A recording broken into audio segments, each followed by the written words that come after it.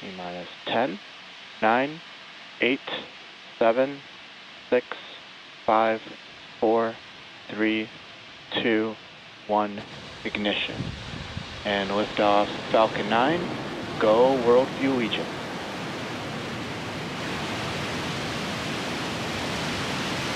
Vehicle is pitching downrange.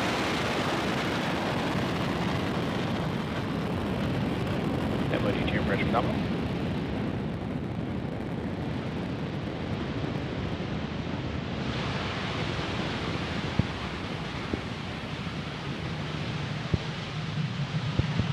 At T plus 30 seconds and counting, Falcon 9 has successfully lifted off from Space Launch Complex 40, carrying the WorldView Legion satellites. After clearing the tower, we tilt or gimbal the engines to initiate a roll maneuver, which you're getting a good view of on your screen right now. Power and telemetry nominal. Confirmation there that power and telemetry for Falcon 9 are both nominal. That gimbaling maneuver that we're watching enables the vehicle's antennas to stay in the best position for communicating with the ground. And with that call out, we also know that Falcon 9 is now moving faster than the speed of sound. So right now, while the vehicle is still going up, it's also moving horizontally away from the launch pad. And there we heard the call out for max Q, which of course is the period of maximum aerodynamic pressure on the vehicle. Falcon 9 passes max Q once the air density lowers faster than the increasing speed of the vehicle. And back in flight chill. Now the rocket needs to go about 17,500 miles per hour horizontally in order to avoid being pulled back down to Earth and reach orbit. So you can of course keep an eye on that stage 1 telemetry at the bottom left-hand corner of your screen and watch for these speed changes throughout ascent. Now we have 5 events coming up in quick succession here, starting with MECO, then stage separation, stage 1 flip, SES-1, and first stage boost back burn. MECO will see us shut down all 9 M1D engines on the first stage. Stage separation is when the first and second stages of Falcon separate from one another. And second engine start 1, or SES-1, is when we will light the MVAC engine on the second stage for the first time. MECO. Stage separation confirmed.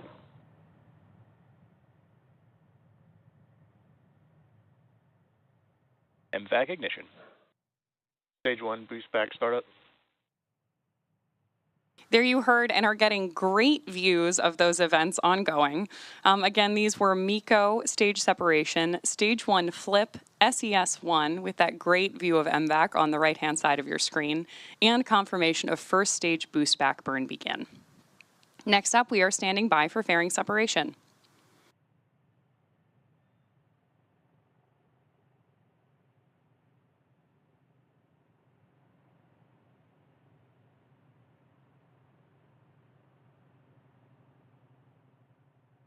Fairing separation confirmed. There's confirmation from Mission Control that the fairing halves have jettisoned away from the payload. We will be attempting to retrieve these fairing halves again today once they fall back to Earth with our recovery vessel Bob, which is currently stationed in the Atlantic Ocean. Stage 1 boost back shutdown. And confirmation that the boost back burn on stage 1 has shut down.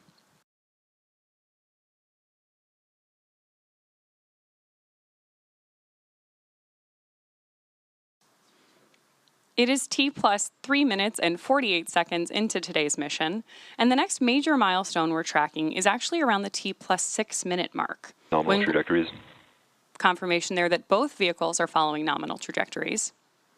And as always, you can keep an eye on both stage 1 and stage 2 telemetry in the bottom of your screen.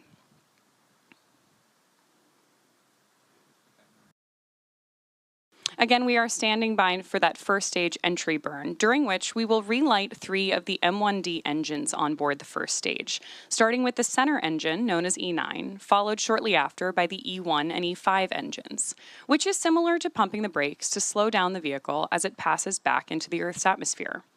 We need to slow down to reduce re-entry forces, which then helps us to recover and reuse that first stage booster.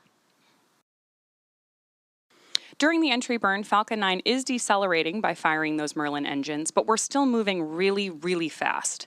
And this causes the vehicle to fly through Merlin's exhaust gases, also known as the rocket's plume, which will deposit a layer of soot on the vehicle surface.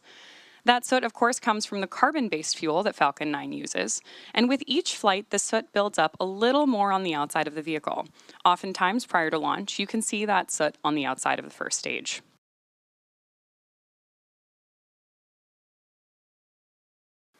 If you are just joining us, we are a little bit more than 5 minutes into today's launch of the WorldView Legion spacecraft. On the right-hand side of your screen, you have a great view of our MVAC engine on its way to orbit. And on the left-hand side, we've got great views as well.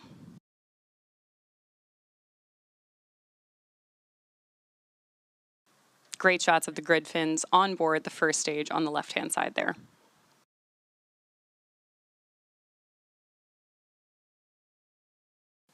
In just about 20 seconds, we should hear the call out for that entry burn begin. Reusability is, of course, the key to lowering the cost of spacecraft, which enables more investments in critical scientific research. The Falcon 9 first stage supporting today's mission is about to perform this entry burn for the 16th time.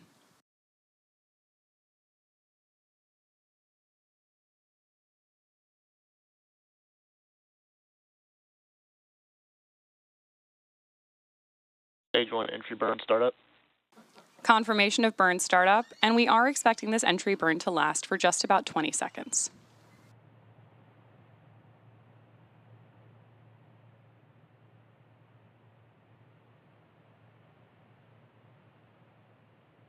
Stage 1 entry burn shutdown. Confirmation of entry burn shutdown. The Merlins on the first stage are optimized for sea level. These achieve about 190,000 pounds of thrust, both during ascent and descent. At liftoff, Falcon 9's first stage has thrust greater than 5 747 airplanes at full power.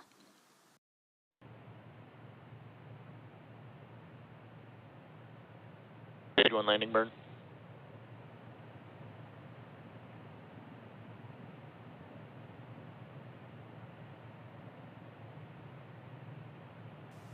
Incredible views of that landing burn for the Falcon 9 booster on your screen right now. And there was that sonic boom.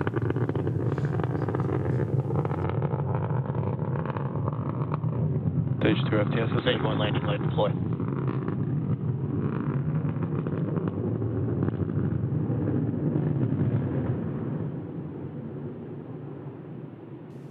That was the 16th launch confirmed. And landing for this first stage. You just heard that confirmation from Mission Control. That landing marks SpaceX's 339th recovery of an orbital class rocket, including first stage landings for Falcon 9 and Falcon Heavy.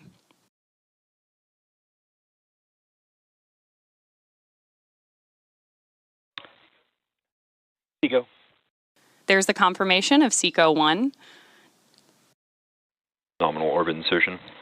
And confirmation of nominal orbital insertion. Our first payload deploy today will be happening just past the T plus 47 minute mark. We'll be back in about 33 minutes for second engine start 2, or SES2. But for now, we're going to enjoy some space tunes, and we'll be back soon.